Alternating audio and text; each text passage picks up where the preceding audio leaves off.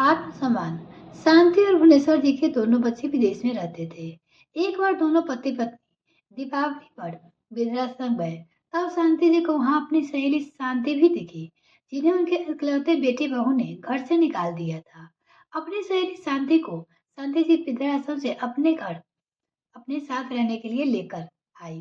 कुछ समय बाद शांति को पता चला कि उनको ब्लड कैंसर है और वो ज्यादा दिन जीवित नहीं रहेगी। तब उन्होंने दोनों से वादा लिया।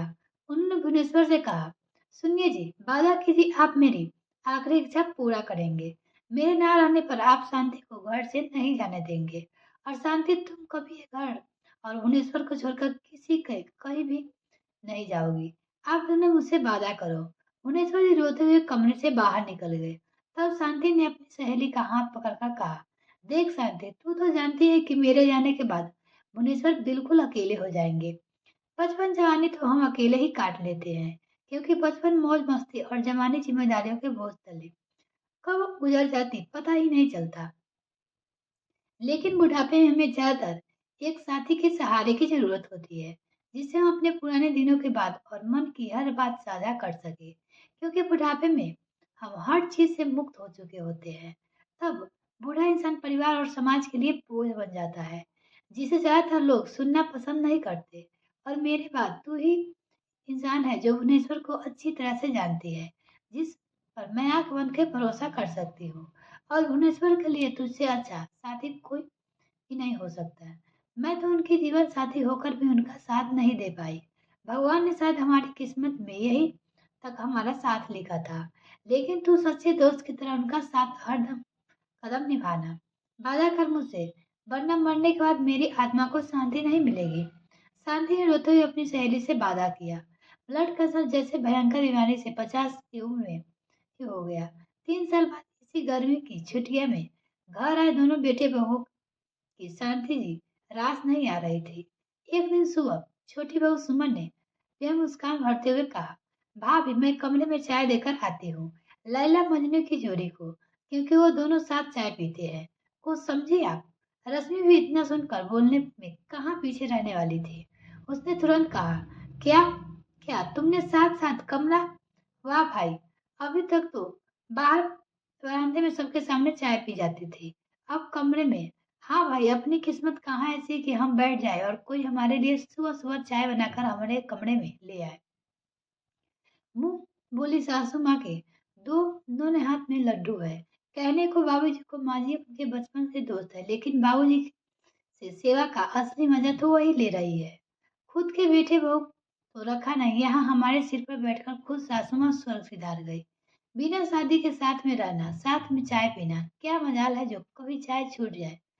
बुढ़ापे में दोनों लोग सठिया गए हैं। अब राम नाम जपने की उम्र में इनकी, लेकिन अभी भी वही जवानी वाले रोमियो जेठ वाले जोरे से मिजाज है। अरे अब ये सब अच्छा जो थोड़ी ना लगता है, लेकिन समझाए कौन? पूरे समाज में थू थू करा रखी है। अब इनको कौन समझाएगा? ये अमेरिका नहीं। मुझे तो लगता है कि आंटी के इस खराब चरित्र की वजह से इनके पति ने इनको छोड़कर दूसरी शादी कर ली थी। अच्छा भाभी, मैं चाय देकर आती हूँ, लेकिन इस समस्या का समाधान हमें निकालना ही होगा।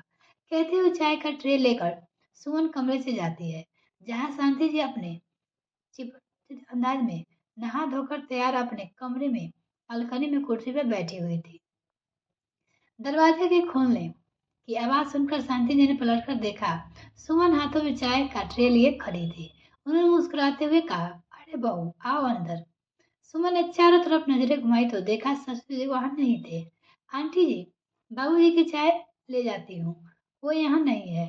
तभी भुवनेश्वर जी पीछे से कमरे में दाखिल होते हुए कहा, मैं आ गया बहू, तुम चाय यहीं रहने दो। शांति जी, अब आपकी तबीयत कैसी है?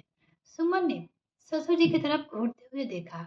कुंठित मन से चेहरे पर मुस्कान लिए उसने जी बाबूजी कहकर कमरे से बाहर निकल गई। तभी उनको कान में आवाज आई गई, आपकी रात की दवा क्यों नहीं खाई? अपना ख्याल रखा कीजिए। रात को खाने के टेबल पर सब एक साथ बैठे तो तभी भुवनेश्वर जी की नजर दोनों बेटे की तरफ गई, जो उन्हें गुस्से से घूर रहे थे। तभी वह शांति जी टेबल पर सबके सामने बैठने आ गई। तो बहू रश्मि ने कहा, आंटी आपको जरा भी शर्म नहीं आती? शांति सटपकाई हुई रश्मि की तरफ देखने लगी। उनको समझ ही नहीं आ रहा कि आखिर हुआ क्या और वो जवाब क्यों दे। तभी भुवनेश्वर ने कहा, बहू ये क्या तरीका है बड़ों से बात करने का? तो और कौन से तरीके से बात की जाती है? आप ही बता दीजिए पापा। बड़े बेटे रवि ने गुस्से से बोला। दोस्ती के नाम पर ऐसी छिछोरी हरकत करते हुए इस उम्र में आपको दोनों की शर्म नहीं आनी चाहिए। बेटे की निगाहें और बहू की कड़ी बातें से जैसे उनके कानों में जलते अंगारों डाल दिए हैं। मतलब, शांति जी ने कहा, गुस्से में दांतों के पीसते हुए हाथों की मुठियां भेजते हुए छोटे बेटे कवि ने चिल्लाए हुए कहा, तो साफ साफ सुनिए, कब बंद होगा आप दोनों का ये दोनों वाले नाटक हमारे घर में? और जीवन से निकालने का आप क्या लोगी? कौन सा नाटक? कैसा नाटक? तुम सब आज कैसी बहकी बहकी बातें कर रहे हो? रश्मि ने कहा, अरे कुछ तो शर्म कीजिए, आपकी उम्र का हमें कहने में शर्म आ रही है और आप है कि नाटक किए जा रहे हो। बेटे बहु प्रश्न के तीर एक के बाद एक भुवनेश्वर जी शांति छोड़े जा रहे थे। उनके दूसरे प्रश्न का तीर हर बार पहले तीर से ज्यादा घातक होता जा रहा था। आज भुवनेश्वर जी और शांति के लिए ऐसे प्रश्न का तीरों के चुभन से बचना नामुमकिन हो रहा था। तभी दोनों बेटे ने चिल्ला के एक साथ बोला, कान खुलकर सुन लो, आप दोनों हम सब आज आखिरी बार प्यार से बोल रहे हैं। अपने कदम रोक लीजिए और अगर आपको हमारी बात समझ नहीं आए तो हमें दूसरा तरीका भी आता है समझाने का, हमें भी करने पर मजबूर मत कीजिए। बेटे के तेवर देखकर चुपचाप बैठे भुवनेश्वर जी आज गुस्से से बोल पड़े, चीखो मत, तुम भूल गए हो, मैं तुम्हें याद दिला दूं, मैं तुम्हारा बाप हूँ, तुम मेरे लिए नहीं, इसलिए तमीज से बात करना। आखिर क्या समझाना है हमें भी, और क्यों? मैं आज तुम्हारा दूसरा तरीका भी जानना चाहूंगी, क्योंकि अगर बात निकली है तो पूरी भी हो जानी चाहिए। अब तुम मुझे समझाओ कि मुझे किसके साथ और कैसे रहना है। बहू ने चिल्लाते हुए कहा, तो साफ साफ सुनिए, आंटी को बोलिए हमारा घर छोड़कर चली जाए, क्योंकि आप दोनों की इज्जत तो बची नहीं, लेकिन कम से कम हमारी इज्जत तो समाज में बने रहने दीजिए। इसकी वजह से हम वो नहीं खराब कर सकते। वैसे भी सासू माँ इनको यहाँ लेकर आई थी और वो अब रही नहीं, तो इनकी भी इस घर में रहने का कोई जरूरत नहीं। तभी रवि ने कहा, अगर आपको हमारे साथ नहीं मंजूर है तो आप भी इनके साथ जा सकते हैं, वैसे भी हम इस घर को बेचने वाले हैं। इतना सुनते ही शांति जी की आंखों से आंसू, झंझूर आंसू गिरने लगे। मिलते हैं नेक्स्ट फ्रेंड, तब तक के लिए bye. Thanks for watching this video. तो और चैनल को अभी तक सब्सक्राइब नहीं किया तो प्लीज मेरे चैनल को जल्दी से